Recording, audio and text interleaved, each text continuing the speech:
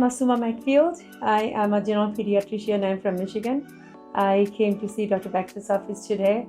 I was curious about how he does the tongue tie procedure, how he takes care of his patients. I have heard about this clinic and I wanted to know more about it because in the last few years I have seen a lot of patients who have improved in many ways. So I wanted to learn more about it. And today it's been great, like what I have seen, what I have learned. I think it's going to be very helpful for me to implement some of this into my practice. And I think a lot of my patients are going to get a lot of benefit from my knowledge that I gained here.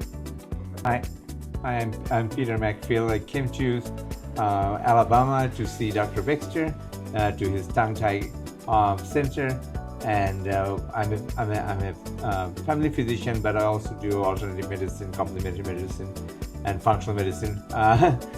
So by looking another side of the health, so it was a great exposure for me, and to continue the care for my patient and functionality and the quality of life. This is, I think, another spectrum that I haven't got exposed.